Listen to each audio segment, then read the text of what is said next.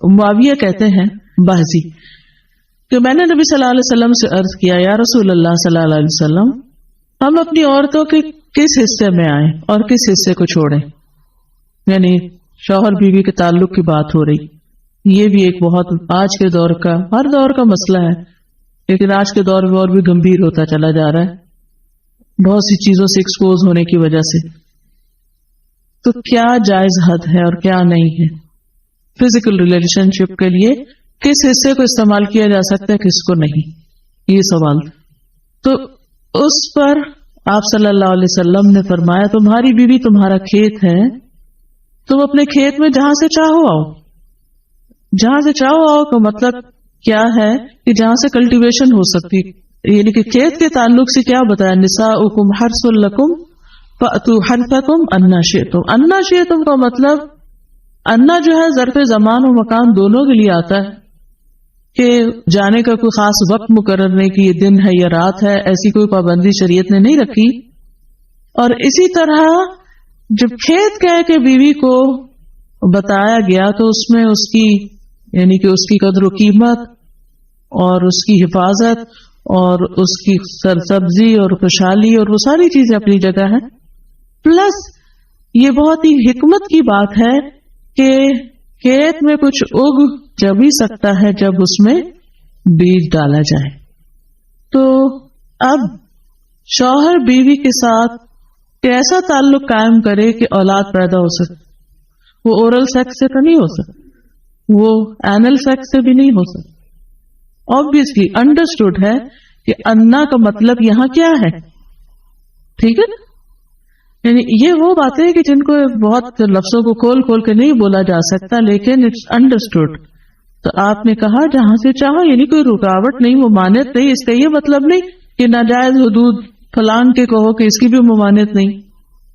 البتہ جب تم کھاؤ تو اسے کھلاؤ، یعنی کہ شوہر خود آؤٹنگ ڈائننگ کے لیے چلا جائے اور بیوی کو کہے کہ بس گھر میں ہی پکا لو اپنے لیے اور کھا لو، خود صرف دوستوں کے ساتھ رہے. دس از ناٹ رائٹ. بیوی کو بھی لے کے جائیں اور ساس بھی بہو کو جانے دے. جب تم کھاؤ تو اسے بھی کھلاؤ، جب پہناؤ تو اسے بھی پہناؤ. کا مطلب یہ ہے کہ عید آئی ہے اپنے لیے سوٹ لے رہے ہو تو بیوی کو بھی کچھ لے کے دو. یہ ہے اکوالٹی ایک طرح سے.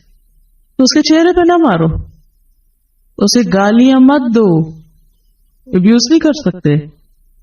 اور اسے قطع تعلقی اگر کرو، یعنی ویسے تو نہ کرو لیکن اگر کرو تو گھر کی حد تک رکھو. کک آؤٹ نہیں کرو، گھر سے باہر نہیں پھینکو، گھر سے نہیں نکالو. کیونکہ بادشاہ کہتے ہیں نا فون پہ کہہ دیتے ہیں گھر چلی جاؤ ماں باپ کے، میں تب گھر میں داخل ہوں گا، آؤں گا ہی نہیں. یہ غلط ہے، ایسے نہیں کرنا چاہیے. اور یہ کیسے مناسب، یہ کیسے ہو سکتا ہے کہ تم اس کے ساتھ یہ سلوک کرو جبکہ تم ایک دوسرے کے پاس حلال طریقے سے آتے ہو؟ یعنی تمہارا ایک جائز تعلق ہے اور پھر تم اس تعلق کو اس طرح خراب کرو.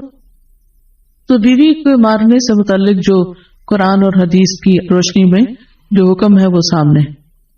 پھر اسی طرح غلام کو مارنے کی ممانعت، نوکر کو، غلام کو، اس کو بھی نہیں مارنا چاہیے. ابو مسعود بدری سے روایت ہے کہ میں اپنے غلام کو کوڑے کے ساتھ مار رہا تھا کہ میں نے اپنے پیچھے سے آواز سنی، اے ابو مسعود جان لو. اور میں غصے کی وجہ سے آواز سمجھ نہ سکا، یعنی ایسے مار رہا تھا کہ مجھے نہیں سمجھ آئے گی کہ اس نے پکارا مجھے. جب وہ میرے قریب ہوئے تو وہ رسول اللہ صلی اللہ علیہ وسلم تھے اور آپ فرما رہے تھے جان لو ابو مسعود، جان لو ابو مسعود.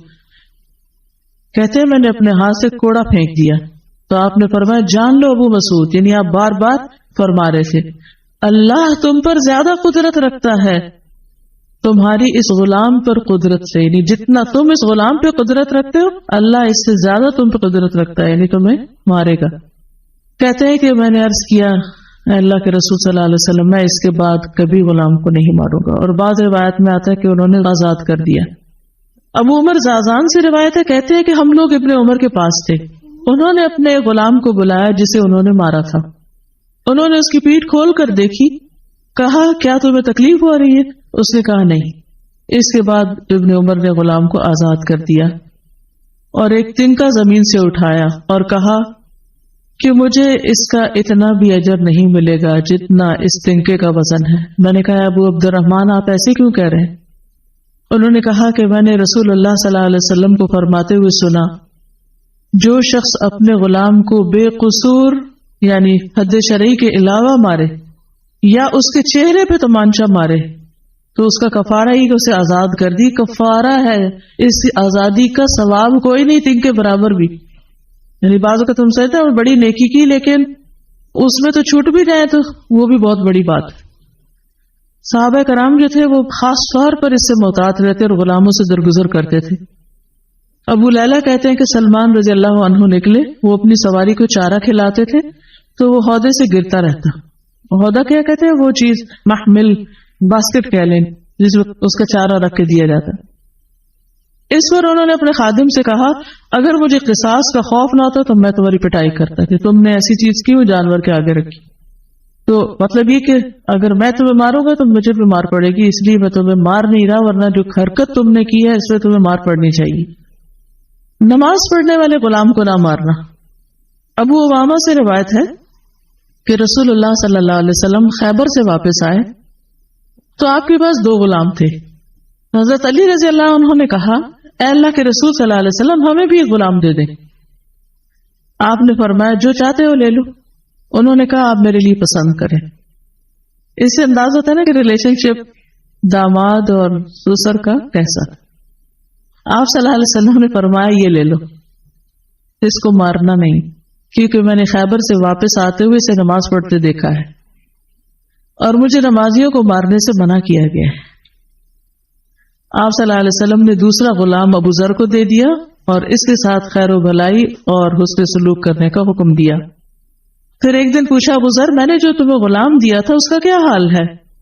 انہوں نے کہا آپ نے مجھے اس کے ساتھ خیر و بھلائی کرنے کا حکم دیا تھا تو میں نے اسے آزاد کر دیا کہ میں وہ خیر و بھلائی کر نہیں سکوں گا تو بہتر ہے کہ میں